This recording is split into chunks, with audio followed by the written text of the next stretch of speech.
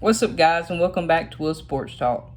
First off, sorry for the delay. Work has been extremely busy here lately, but we are finally starting to slow down a little bit. So I'm going to try to get back to posting more frequently. Hopefully, get back to my week-to-week content like I've been doing. But in this video, I kind of want to put away all this hype that everybody has on Colorado going into this year for some reason, because honestly I just don't see it. Colorado, they do have a new coach going into this year. They actually hired Deion Sanders, and Deion Sanders is replacing Carl Dorrell, who actually went 1-11 last year. For those of you who don't know, even though for some reason, even though he came from the FCS, Deion Sanders is one of the most popular coaches in college football. But Deion Sanders, he actually came from Jackson State, where he coached the past 3 seasons. And in those 3 seasons, he actually posted a 27-5 combined record, and that includes back-to-back SWAC championships. And that also includes an 11-2 record in 2021, and then a 12-0 record in 2022. But going into this year at Colorado, if you ask me, he has it a lot harder. Deion Sanders' expectation going into Colorado is he thinks he's fixing to come in year one and completely flip the script and completely turn everything around year one. That's his mindset going into Colorado. Well, if you ask me, that's just not going to happen. Not with the schedule they have. Not with the players, the talent they have at Colorado, because it's not very good. He's coming from the SWAC conference, like I said, where his best opponent, his toughest game, is NC Central. And you're coming over to the Power 5. You're coming over to the Pac-12, where you're facing quarterbacks like Drake May. You're facing Caleb Williams, Bo Nix, and you're also facing elite defenses week in and week out. It's going to be a tough ride for Colorado this year. So, and a big reason is Colorado statistically had one of the worst rosters in college football last year. But, when Deion Sanders took this job at Colorado, a little while later, he actually had a player meeting like right before Jackson State's championship game. He flew to Colorado and had a meeting with his players. And he kind of made a statement to his players, and I'm going to read it off here just so it's exact. Kind of made a statement to his players that I really don't agree with. He told his players, he said, some of you better get ready to jump in the portal because I'm bringing kids with me and we are moving on. If it was me, I don't tell my players that. I just don't. And then, after his whole speech and everything, he opened it up for questions. He told the players, ask me anything, whatever you want. I'm going to be honest. I'm going to be straight up with you. And one of the players asked him what the offseason was going to be like. And again, I'm going to read it quote to quote. He replied, he said, "We're going to try to make you quit." He said, "Those of you that don't run off, we're going to try to make you quit." He said that he wants to see what players want to quit and which players want to be out there and want to compete and which ones want to win. So that's Deion Sanders' mindset going into this season. Like I said, I don't agree with it, but that's his way of doing things at Colorado. You know, when Deion Sanders took the job at Colorado, that roster took a major hit, and this is one of the reasons I don't see Colorado doing much at all next year. When Deion Sanders took the job at Colorado, exactly 71 players transferred out. And out of those 71 players that transferred out, 47 of those were this spring. So he's got a lot of work to do. But like I said, he said that he's bringing players with him from Jackson State. And he's bringing a lot of players. It's going to be a complete roster clean out, a complete overhaul for Deion Sanders. And another big reason for that is he actually only has 4 of 22 starting players returning for that team next year. But he is bringing his quarterback, his son. His name is Shadir Sanders. He's bringing him with him over from Jackson State. And at Jackson State, Shadir Sanders actually passed for 3,732 yards, 40 touchdowns, and 6 interceptions. Now, honestly, with those stats, which we'll see if he can do it at Colorado. We'll see if he can do this at Colorado. But if he would have been in the Power 5 and posting those stats, that's Heisman level stats. So we'll see if he can keep it up in Colorado.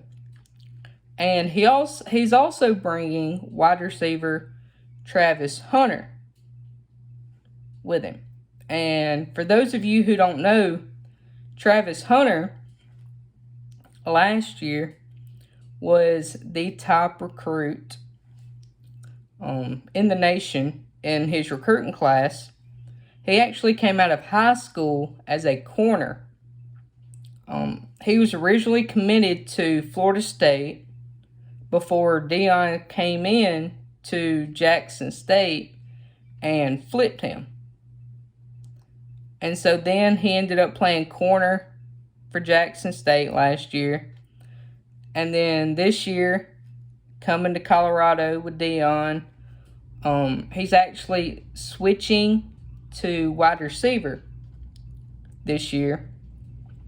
But honestly, I kind of expect Travis Hunter to get some playing time on both sides of the ball.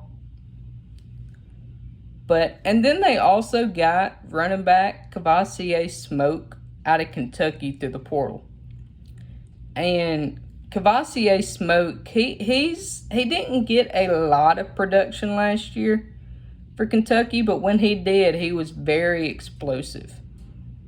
He had 58 carries last year for 277 yards and a touchdown. So I expect him to be a big contributor for Colorado as much as he can be with this roster. And one of the big reasons that Colorado was so bad last year, and I don't think it's going to be improved much this year, it could be a little bit, but it's their defense. Colorado's defense actually ranked 131st in FBS, 131st. And there's only 131 teams in college football. So that's dead last. And going into this year, Deion Sanders in Colorado, they actually signed the 29th ranked recruiting class in the country, which is not great, but it's not horrible. It's just above mid-range. So we'll see what he can do going into this year.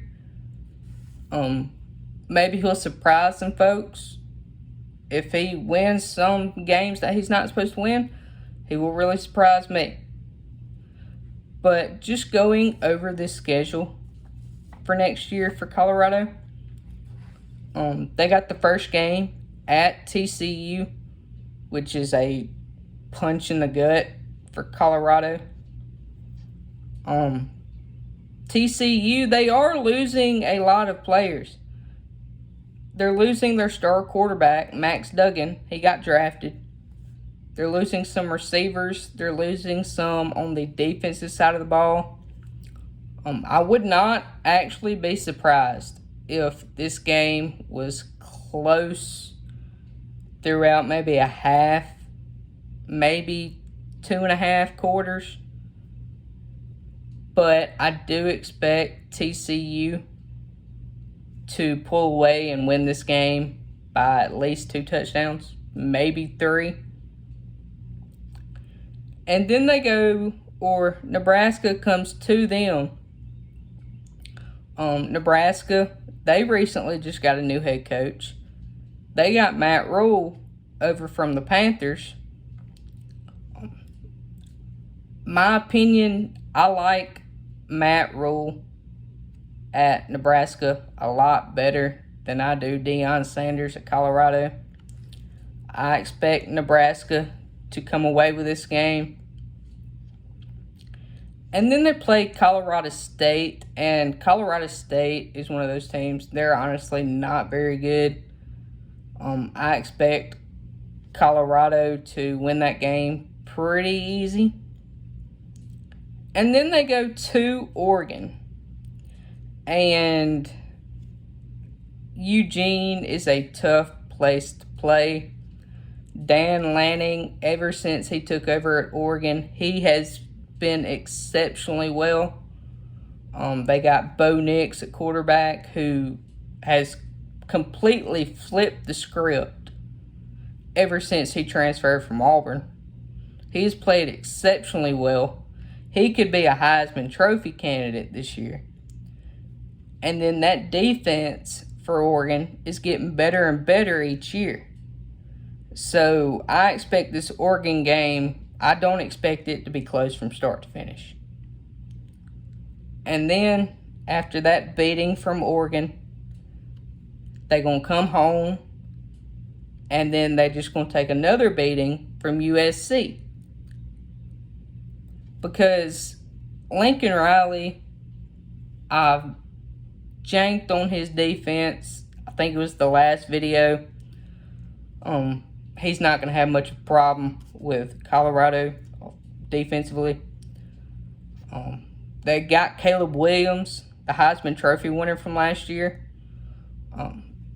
Lincoln Riley, he's also a great offensive mind. So I expect this game to be a blowout as well. And then they go to Arizona State. Arizona State, another one. It's got a new coach coming in. They got Kenny Dillingham. So I believe this game could be close. And I actually have Colorado pulling this out. And then they play Stanford at home. And Stanford also not very good. They've been down recently. I expect Colorado to pull that one out too. Then they got the off week. And then coming off the off week, they go to UCLA. And Chip Kelly for UCLA, the head coach, has this team in a pretty good spot. I expect them to be pretty good this year. So I don't expect this UCLA game to be close. And then they play Oregon State at home. Oregon State, they got DJU coming in this year, transfer quarterback out of Clemson. He played pretty good for Clemson last year. I expect him to play a lot better at Oregon State. I don't see this game being close as well. And then they play Arizona at home. Arizona, another one of those teams, not very good.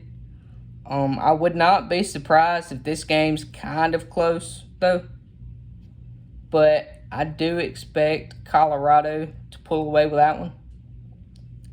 And then they play at Washington State. This game, actually, my opinion, could be close for a minute there, but I do expect Washington State to pull it out.